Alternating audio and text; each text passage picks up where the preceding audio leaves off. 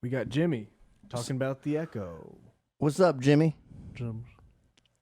Not too much, my brother. Did we solve the echo? I want to apologize for a couple of weeks ago, man. Between the echo and my bad cell, it makes for an abortion of a call. So I want to apologize for that. But I forgive you. brother, I wanted to know, is 10 things going to go back up? I saw you and Ezra talking about it, and man, I can't find it anywhere. And people are so misinformed as to what is in it.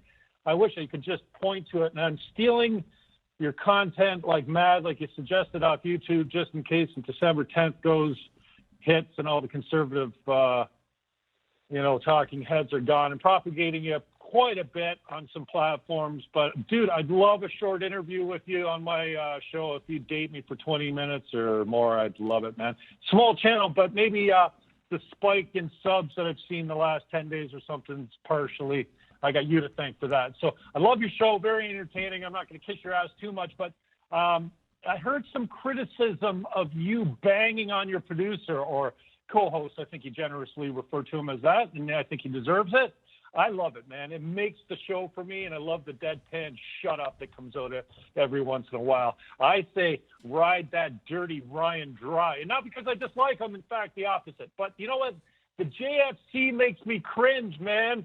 I don't know. I thought you said you're a Catholic boy. Stop bastardizing the Lord's name, would you?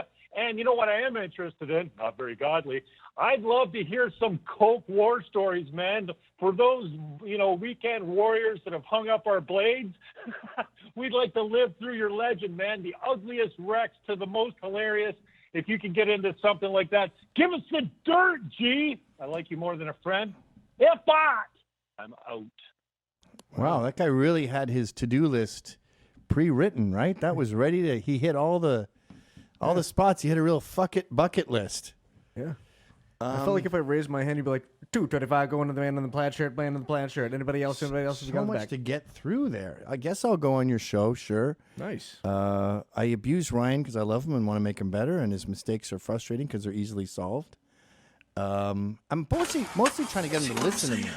Like when I said the Merry Christmas thing isn't going to work out, he's like, yes, it will. And then it falls, and he goes, well, that's because I had to rush. Now, what I'm trying to do there is make him understand that he made a mistake, and not to make an excuse after, but to go, maybe when Gavin says that's not going to work, he's right. Especially when it comes to relationships with women. How dare you? That guy's my spirit animal. But, yeah, what was that guy talking about? That he loves the podcast. He he doesn't like the JFC. The G is effing. Okay, C. I'll try to tone that down a little bit. Yep. And then Coke war stories, talking about Coke. I got a million Coke stories. Hell yeah, me too, man. One of my favorite stories is actually not a negative thing. I've told this a million times, so feel free to go get a sandwich if you've heard this. But I had a place in Costa Rica that was just a party town, and it was called Montezuma, Costa Rica. It was nicknamed Montefuma, Coca Rica. Coast Guard was chasing these drug dealers in the water, and they're throwing all their coke overboard, and the coke is wrapped in bag, in a bag, in a bag, in a bag. Duct tape goes off the side. It's floating along this big sort of a square. And some Costa Rican fishermen, Costa Ricans are pretty useless. We call them ticos, and they don't really have food. Like there's no such thing as Costa Rican cuisine. They just fish and sit in the sun all day. I mean, if that's what you're into, that's great. But there's no such thing as Costa Rican culture, I'm afraid. And this whole thing about like environmentalist Costa Rica, envirotourism, that was created by Europeans. They just chose Costa Rica. And I think the CIA chose it as a good place to retire. So the crime is reasonable. It's not like the rest of Central America. Anyway, so this fisherman finds it, and he takes it to his little son, and he says, hey, Enrique, this is good, right? The white man like this? And his son goes, yeah, that's $1 million. Thank you. So he gets it, and obviously to transport it, I don't think they cut it first because it's, density. So the son, he's a fisherman's kid in what's it called? Malpais, which means shitty country. Oh, yeah. So he's like, I'm not going to cut it. I don't know what am I going to do? I can't even get, like, they don't have baby powder down there. Scorpion will sting your baby. I had a house there for 10 years. And I never brought my kids once because I didn't want. There's so much vermin around there, and getting stung by a scorpion, it feels like someone took a poker out of the fire and just went through your foot, and then your hands and feet have pins and needles for 2 days, and your lips go numb. They're fucking savage beasts. They're literally prehistoric. Damn.